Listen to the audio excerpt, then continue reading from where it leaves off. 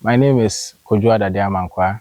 I am an investor in agribusiness.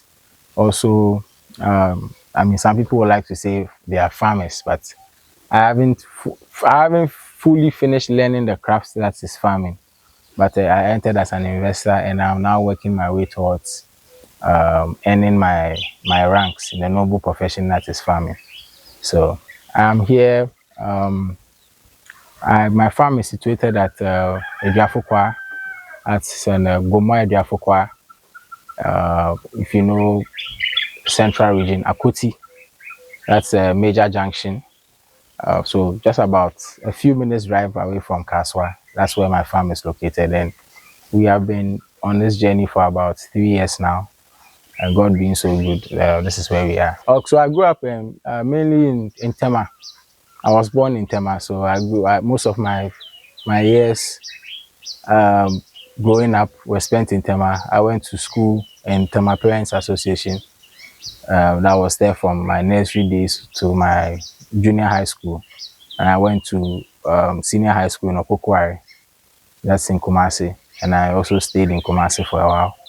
I have family that stayed in Kumasi, so I stayed in Kumasi also for a while.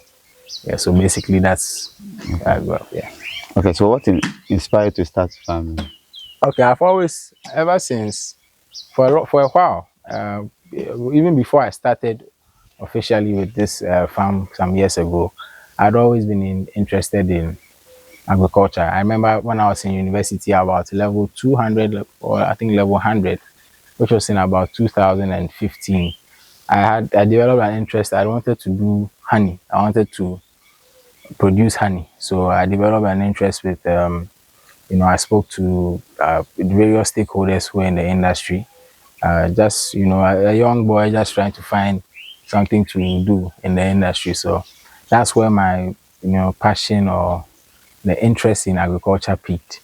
And so later in the years as well, growing up, you realize, what can I as a young man also do? Because I train as a marketer, professional marketer. I'm a chartered marketer. I train as a marketer. Most of my background has been in marketing, and also I'm also a content creator, photographer, videographer as well, professionally. So as I was growing, you try and find, as a young man, what you can also do to elevate yourself economically. And through thorough research, you realize that in Ghana, we have a comparative advantage when it comes to agriculture as compared to other countries. We have good land, good soil, just basically a good environment for this type of business. So then I decided to take the gamble, take the risk, and then invest into this sector. So basically, that's how it started. So, but do you do any agric in school apart from being accountant? Do you do any courses in that? Marketer, no accountant. Yeah. Yeah. So agric in school was just, I think we did agric in, the only agric I did was probably in JHS and primary. That was when it was a mandatory course. Everybody had to do it. Remember that those ones? Yeah. That's why. And back then, funny enough, I didn't even take. I wish I had taken it seriously, because at least if you start on that note, you develop. You start, like I said. I'm not a farmer. I can't say I'm a farmer because I've not yet farmed maybe a 2 acres or 1 acre by my own. It's very difficult thing to do. You have to respect farmers because it's a total. It's like you can't say because you've taken paracetamol and you've healed yourself, or you've taken paracetamol and now your headache is gone. You say you're a doctor. You understand?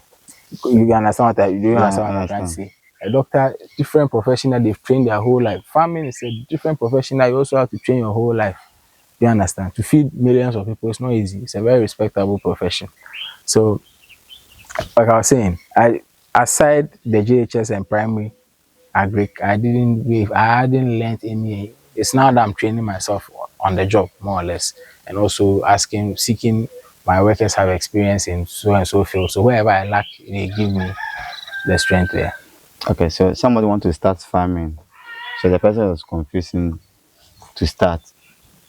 Where can the person to start? The person to start from crop farming or animal farming. Okay, so it depends on if you develop an interest in agriculture, right, you might not even have to start with the farm per se. You can be there's different there's different forms to the business. You know, if you once you're in the industry, you realize that there's so many problems that farmers face. There's people that face issue with transporting their produce, their crops from wherever they farm it to the markets. There's people that have problem in storage, storing their produce. So most of the time you realize that they store they harvest but then they can't store, and now they face post harvest losses. And you know, then it causes a lot of stress because you have lost financially. Then also you have people who they can't fully, if especially with these losses, if maybe you had processed your produce into something, you could have stored it for a while. So you realize that, you know, there's different, we can go into something that you can transport. You can go to maybe a village that don't have maybe adequate resources to transport their goods to the marketplace. You can go there, go buy the goods, come and sell. You can go, you can I mean you can get storage space, store goods for people, let them pay you. You understand? You can also go for the raw material and process it into something. All that is, you are into farming. You understand? So without even purchasing a land or going to rent a lease a land to go and start and whatnot, you can still be into agriculture in any of these things. You understand what I'm trying to say? But so then those are that's there. But if you also want to get into, it's really not difficult. I think a lot of people think starting it is very difficult because where will I get the land? How much money do I? You don't they don't realize that sometimes, you know, this land, the leases are as low as, even you can lease a land from the owner for as low as 200 cedi, 300 cedis per acre. At the highest I've seen, some maybe you were saying earlier you saw some thousand cedis, but if it depends on various factors. If you realize if you lease the land for that amount, you do your cost benefit analysis, you realize you're going to be able to make your money back. Why not? So it's very easy to start with. In Ghana, it's very easy, very very easy for anyone to start a farm right away. Okay, right now we know the different category we can start farming.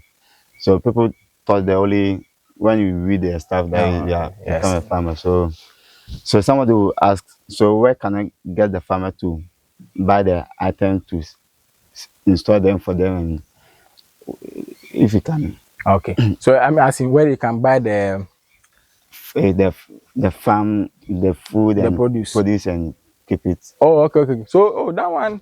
Okay, let's say for where we are right now, Gomariafo, God willing, the roads here are good.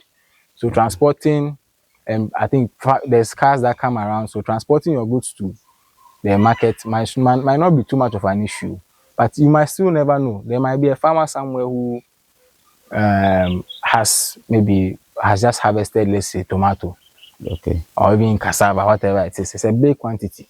Now the person is facing issue getting constant transportation from where they are to the marketplace. Some a person like that, you can partner if you have that is, let's say maybe you might not even have a vehicle yourself, but you realize and you look, oh madam, whatever produce you get, when it's time, just call me. I'll come with a car. I'll take it straight to the marketplace. If you want, I can go and sell it, and then I'll bring you your. So you take that risk, you take that produce, go to the market, go sell to whoever. Then you bring the person's car. That's one way of getting into, without even um without even doing any farming yourself. Then you can also, there's post harvest losses. People face post harvest losses on perishable, usually these cash crops, tomatoes, and you know. So you can go for those ones, and then if you have that, that might require a little bit more money because you have to construct maybe storage facility, or you have to get somewhere you can store these items. You Okay. understand? So and I mean, so that one too is also a way of getting into the industry without actual doing actual farming. Then there's of course the actual farming where you till the land and then you harvest after a while, or you do your livestock, you feed you fatten your animals, and then after a while you sell. Okay, like is the education is low because the youth are not into farming. I think what it is if okay, it depends, right? If you say the youth, because if you go if you go to different maybe rural, I don't want to use the word rural, but you go away from urban centers, that is away from Accra, away from places that are a little bit more westernized, you actually realize that there's a lot of youthful people who are into agriculture, but they are not doing it in Commercial. maybe yes commercials there, but they don't present it in a way where someone who lives in these urban areas in Accra, whatever, will see and then will feel like I can make this a viable profession. That's why it's good for this type of videos that you YouTubers do.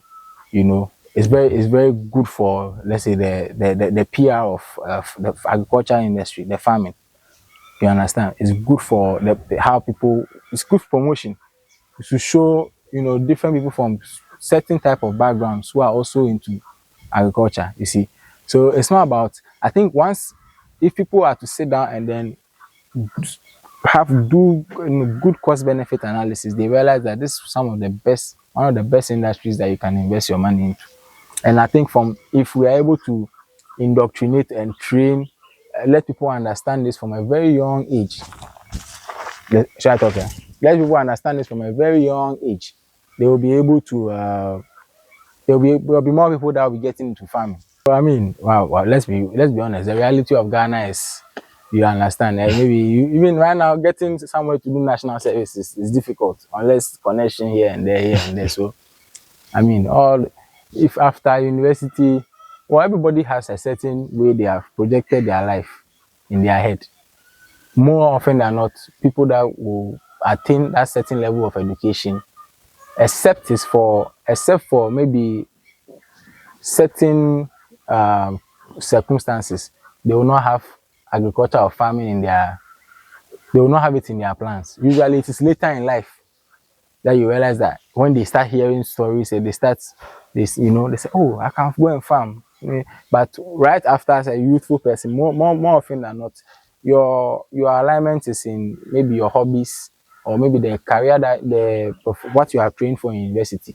That's where you expect your career to be in. So you understand what I'm trying to say. So it's a matter of simply, it's not something that I don't think, except for a few people, it's not something that a lot of people, you know, project into their, you know, future.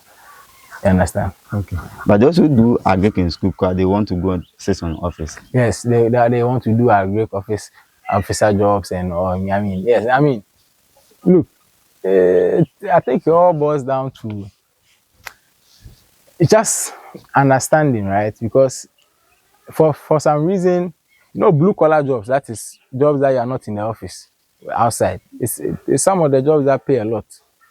For these office administrative jobs where you are behind laptop and you are behind computer and the AC, there's just it's just a few of them that are paid that lavishly.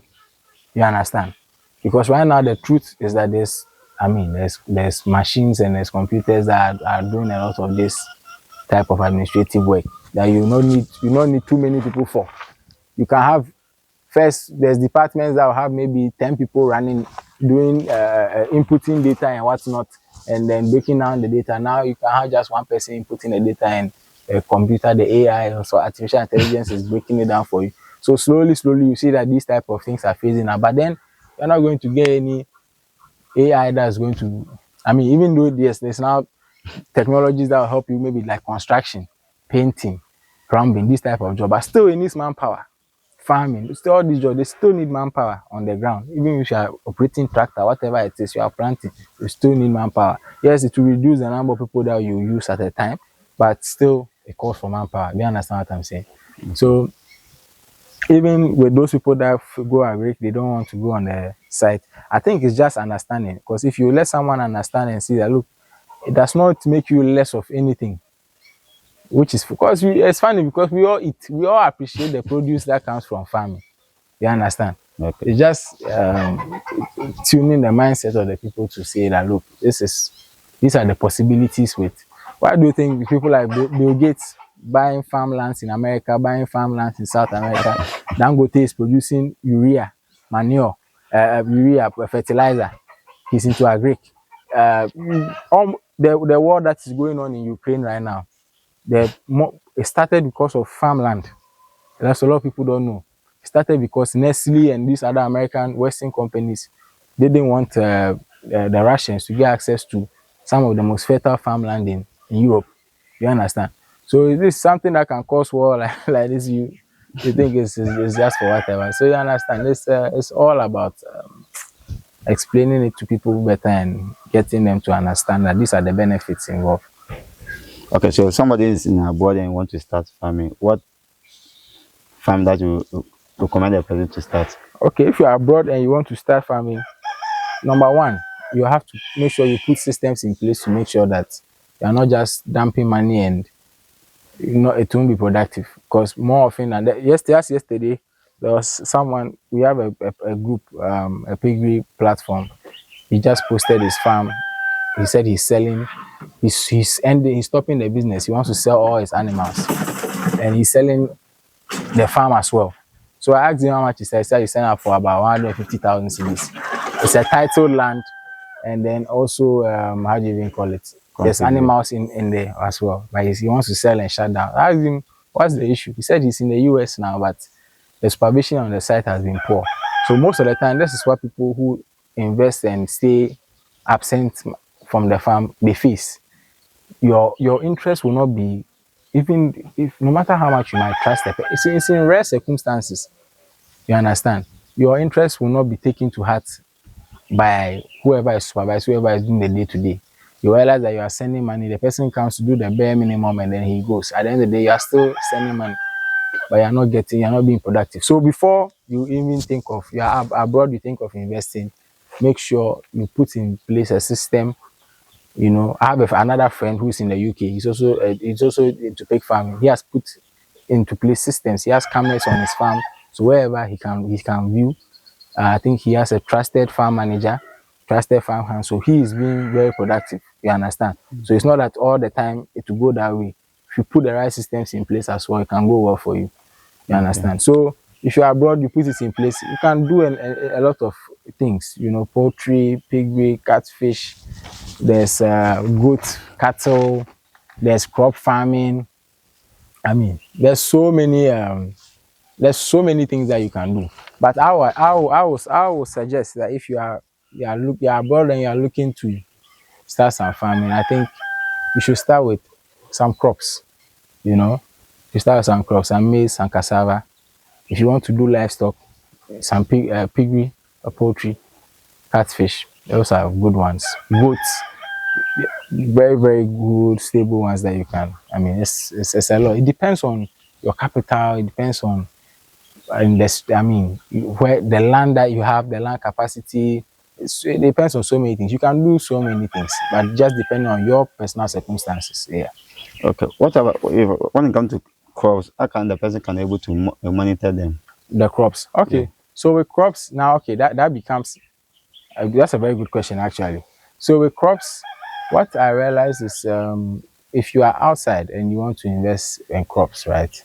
You can partner with local farmers who are already within the community. Okay. You can partner with them in a scheme where, let's say, when they farm maybe an acre, every acre they farm, whatever produce you get from the acre, you divide it into three and you give them one. Okay. Give them that one. So it's a 1/3 system. Okay. So they take one out of three, then the rest is for you. The two is for you. So what happens is, instead of paying the person a monthly salary, now whenever the person goes to work on your site, you give them water, you give them food, make sure that they are comfortable working, right, for the period that they work. So immediately, let's say maybe if you are planting maize, now maize is anything from 3 to 4 months. So maybe in the from the first 3 to 4 months. So whenever the maize is ready, anytime that they go and work, that is from the planting of the maize seeds, that is from spraying the weeds or removing the weeds from the maize, fertilizer application, herbicide, how do you call it, pesticide application, whether if it is maybe you are going to irrigate, you are going to spray some water, whatever farming activity that they do, whenever they go and work on the site, you provide them with food, water, all up to the point of when it's ready for harvest. So you don't pay them anything when it's ready for harvest. So 1 acre, you divide it into three. You say this is yours, the two this is for me. So either they take their produce and go and sell, or when you sell, you agree, when you sell, or you give them a third of the money. When it happens like that, their money, you realize that what they can get from it is higher than a monthly salary. So they push themselves and then they work hard. And more often than not, they will be trustworthy because they also realize there's a lot for me to gain. You understand? Once the person invests their time like that, you more often than not, it helps to ensure that they are being truthful and trustworthy in a venture. So that is one way you can monitor such crops, or you can partner with different companies that now I think I see Complete Farmer, I see Farm Meat Africa. Those are the two that come to the top of mind. That you can I mean talk to any of their reps and then say, oh, maybe I want to do this such and such, and then they might give you a business plan or a breakdown. Say, oh, give me this amount of money, I'll do this here for you. At the end of the time, I'll return such and such for you, and I'll also take my fee from it. So you can partner with such people too as well. Okay, so what about if you say the local one, I will provide the food, everything that they need. So that means that maybe the person will spend more money than the worker. I think you spend more money than a worker. Yeah, because the worker will just work for that. Yes. Anything I provide. So what? Yes, you are the investor. Yeah. They are the farmer. So you are like it comes back to the point I made, saying that we are not, even though you start agri, doesn't mean you're a farmer. You understand? You have to be hands-on first. You yourself doing it, you realize that yes, I'm a farmer. So if you are sitting somewhere, maybe abroad, or you, because of some certain restraints in your time, you are not able to come to the farm or yourself all the time. So you have to bear the cost of investment. You buy the seeds, you buy the fertilizer, you buy the weedicides, the spray, whatever it is that is necessary. You input the tractor costs, all of that. You spend it, and then the person is on the ground making sure that the money is being spent the right way so that I can return something for you. And so basically that person is your employee. You just know you are not paying them by the month. Whatever harvest comes, they take their own, you also take yours. Yeah, so like they divide. If a division can say I want to find out, so I will take the person will take the cost involved out of it that before they will divide the money into three or No. So it's everything. So all the revenue. So whatever cost that you are putting, right? So usually that's how it is. So we say like this: one third. So one for the farmer, one for myself, and then one for whatever I invested. okay. You understand? You get it? So if you divide it into one third, let's say I invested 3,000 cedis. Now I've into maize. Now from that 3,000, whatever we've sold, we've gotten about 12,000 cedis. So now you divide the 12,000 into three. So now 4,000, that'll be how much? That's yeah, right? 4,000 for the farmer, right? Okay. 4,000 for me. Then I can say I'll take whatever I invested, the 3,000. I'll take it for my third. Then maybe the other 1,000 for me. So that, yeah, you understand? Okay, that one when you count like that, there you get extra money. So whereby if you divide into two, your part you divide into two, and the money the money you put inside is more than Yes, what you get. it's more that one. Okay, no, that one too happens. That's why I'm saying you need somebody who you have to. See, farming is very tactical. You have to time when you plant. You have to look at where you plant. You have to, usually the first time or the first two times you might have a discouraging harvest, but then after that you realize that these are the mistakes I made. So the next ones will be better. So sometimes there's an instance where you return lower amount than you invested, or the profit margin might not be as high as you projected. You might be discouraged, but no, just realize that look, that's how sometimes it is. You understand? It's not every time you roll the dice that it falls on where you want it to, but constantly you practice, you enhance your effort, Okay, your so results. Yeah, what about the animal farming? yeah. The animal side That if somebody wants to do from outside, yeah. okay, yeah, with that one, like I told you, a friend of mine, his name is Emmanuel. He's in the UK. Okay. And he has a pig farm that has over, I think the last time I spoke to him, he said he had about 100 and something pigs in there, which are doing very well. You understand? So, like I said, with that one, because you are doing it in a building, cameras that have both audio and visual, you can track every step. A trusted farm manager, trusted farm hands. And with the grace of God, you'll be able to see some results if you do that. Yeah. So that one you pay the worker direct. Yeah, that one you pay the workers. You pay because uh, with that one, because of the nature, let's say if you put all these things, if you can still have a scheme where you partner with somebody and say, I'm abroad, but if you want, I will not do monthly salary. I want to partner with you. I want you to be a partner. I'll give you 30% of whatever it is that we fetch from here. Okay. So whatever, let's say at the end of 6 month cycle, we produce 20 pigs all at 80 kilos. So 20 times 80, that's 1,600 kilos. So that's 1.6 ton. Now, 1,600 kilos for give or take at least 30 cedis per kilo. Let's just use that. So if you say 30 per kilo, the buyers to sometimes they come with their price. no, man. Hey, now nobody should go less than 30 cedi. If you are going less than, you are collapsing the business. Even 30 cedi is bad. It should be at least 40 cedi per kilo. That's another story. So let's say then you need to watch the interview with the pig, that because that one will focus on that. So I believe that the next video you just see that one. So like I said, 1,006 kilos times 30 cedis, that will return you 48,000 cedis at the end of the 6 month period. Okay. And let's say if it's 20 pigs, you are going to spend at least 700 cedis on their feed. So that's 14,000 cedis on their feeding. Okay. So your 14,000 minus the 48,000 at least, that means you make a return of 34,000 cedis.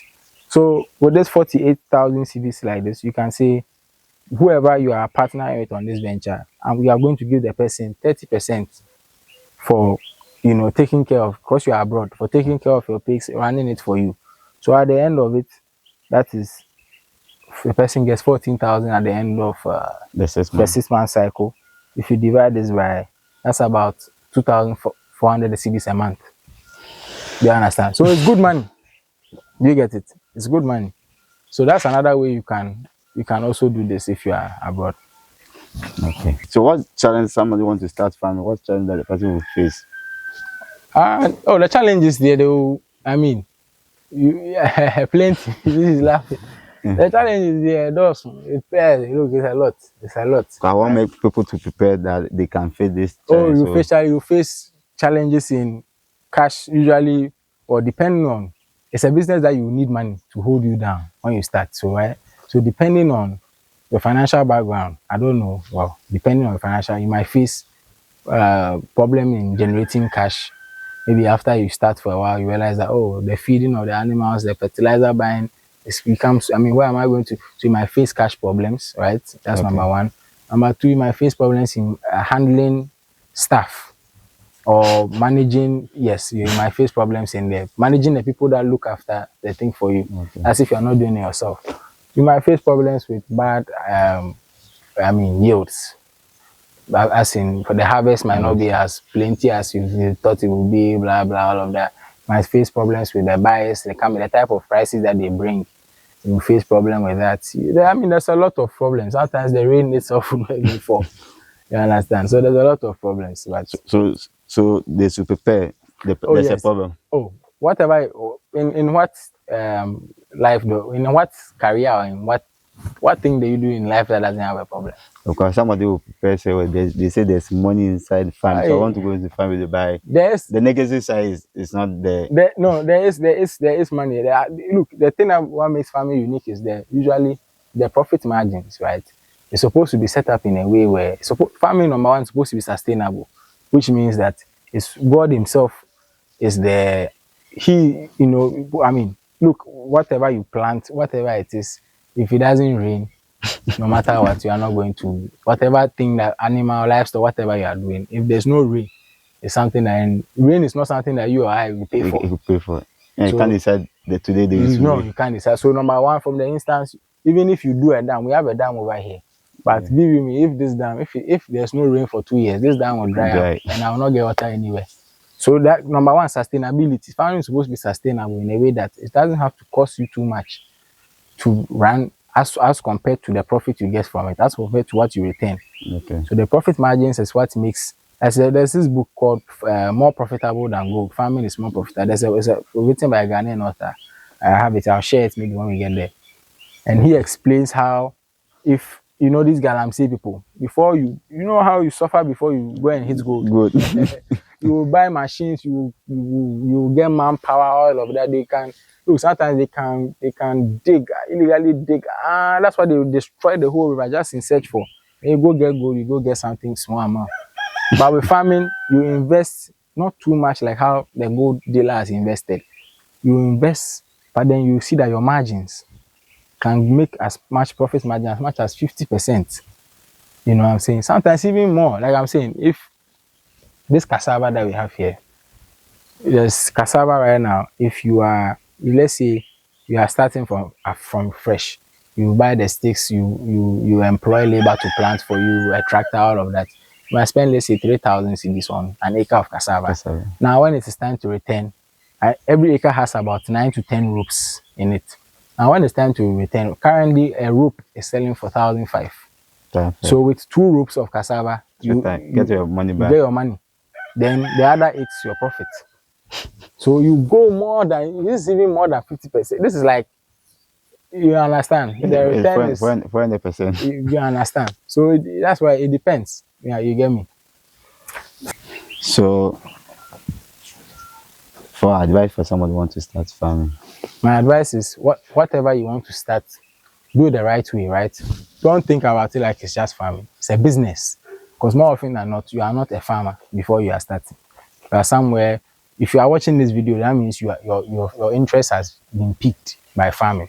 So that's why you are watching it. That's why the algorithm has shown you in the video. So your first thing is to do a market analysis. Look around you. Look at what produce are selling. Let's say now you're in Ghana. You can say, look, it looks like Kivo with the gari and the pepper. These products are quite popular.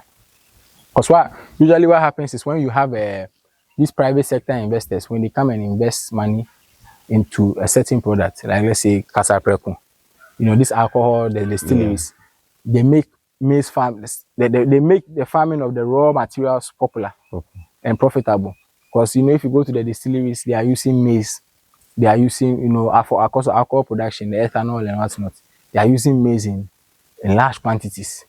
Do you understand? Some of them, some people that do certain drinks that have soybean, they are using soybean. So you can look at the raw, you can look at the finished products that are being produced heavily around you. Then you can say, look, okay, because Kibo is producing such and such gari, but this number of gari sachets every month, that means the demand, and it's going higher and higher. That means there's big demand for this product. So let me go and then take 2 acres somewhere, 1 acre somewhere, also do cassava, right? When it is, before even the cassava is ready, I'll make contact around the Kivo, whoever is procuring these things, right? This commodity for their production. Contact the person and then make sure that when it is time, at least I'll have an off-taker from there. So it's not like when it's time, I'm not going to struggle for buyers. So months ahead, 6, 7 months, 3 months ahead, whatever, you strike a relationship. And then you need the person, so you call the person, hey, how are you? You go see them. You make sure that you strike a good relationship. When it's time, you harvest and you go. So if before you start farming, make sure you do, it's a business, so make sure you do good market research. Whatever you want to plant, check for how much it is that they are selling it for around your vicinity, around towns next around you. You know, look at who is buying, establish relationships with them. Look at what finished product you can use to, let's say the pigs here, I can slaughter them myself, do pork chops, send it to supermarkets, whatever they buy. My sister here that she does catfish, she smokes it, the fish, and then she also does how do you even call it, on Friday she does something called catfish Fridays. She cooks the fish, a nice one, with the pepper and packages it and people buy. So these are all things that you can research. What can I do with the raw product? So number one, before you start any farming venture, you have to remember it's a business.